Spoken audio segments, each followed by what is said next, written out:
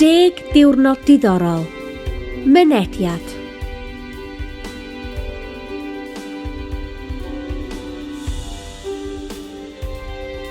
Taith Diwrnod 1. Day 1 Navigation. Heddiw, dych chi'n mynd I Conwy, I weld Castell Conwy, Plas Mawr, a waliau Conwy. Today you will be visiting the town of Conwy and seeing Conwy Castle, Plas Mawr, and the town walls, 3 different areas under the care of Cadw. Dych chi'n gyrru I Conwy? Y lle gorau I barcio ydy maes parcio morfa bach. If you're driving to Conwy, the best place to park is in Morfa Bach car park, LL32 8FZ. It is then a short walk up the hill to the train station and main bus stop, where you will arrive if you're using public transport. Ewch drwy'r twnnel. From the main car park, walk through this underpass. Ewch I fyny'r grisiau. Walk up the steps or slope. Go through the gateway past the visitor centre to the bus stop by the pedestrian crossing. Cerddwch i'r harbwr. Walk down the main high street. You will pass by Plas Mawr on your left, which you will visit later in the day. Ewch o dan furiau'r dref. At the very bottom of the high street, walk through the gateway to arrive at the harbour. Edrychwch ar Gastell Diganwy. Over the water and slightly to the left is the site of Diganwy Castle. At this point, there is a short YouTube clip about Diganwy Castle and a quiz to do.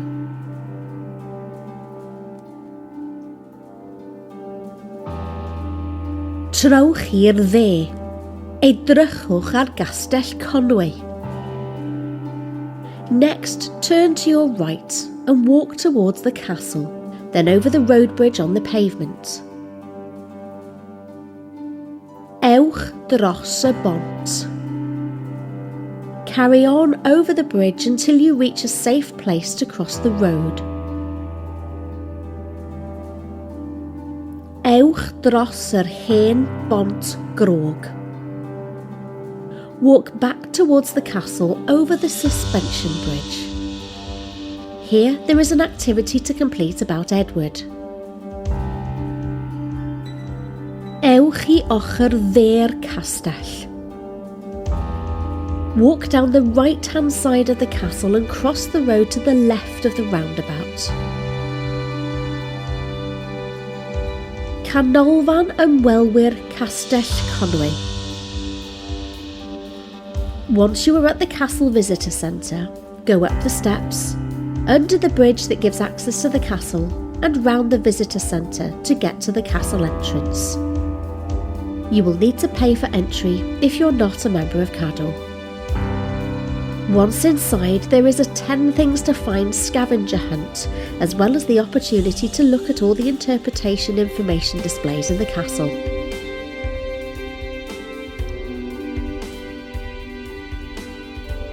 Amser cinio.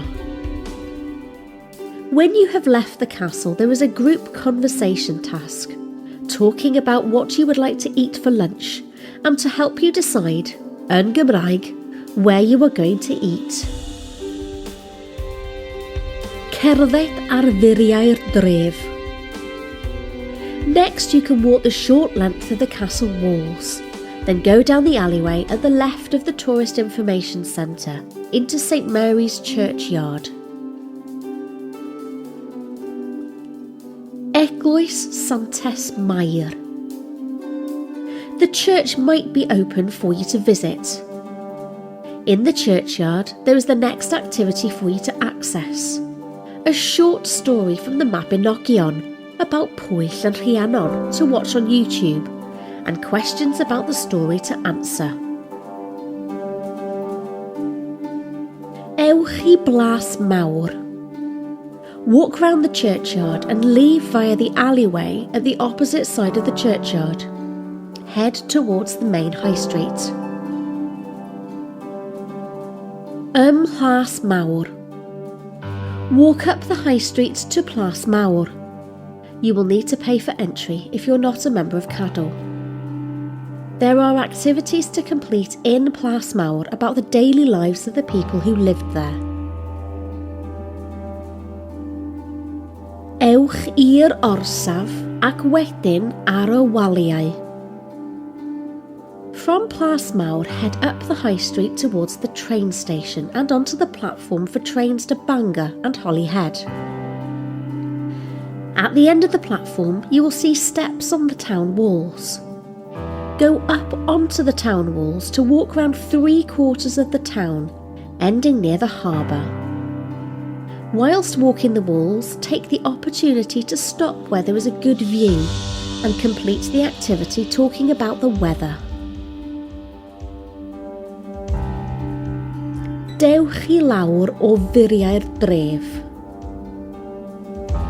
When you reach the steps at the end of the town walls, go down. At the road, turn right and right again and follow the minor road round and back down to the harbour under the town walls. Yn ôl wrth yr harbwr. Anfonwch cerdyn post.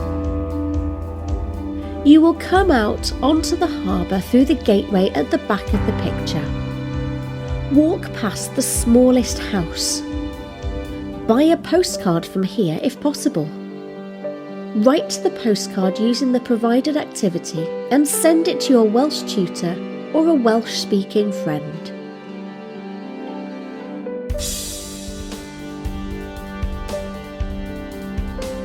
Ewch yn ôl i'r car.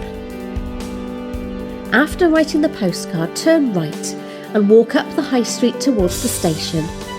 There is a postbox at the top of the high street. Amser mynd adre a gwneud eich gwaith cartref.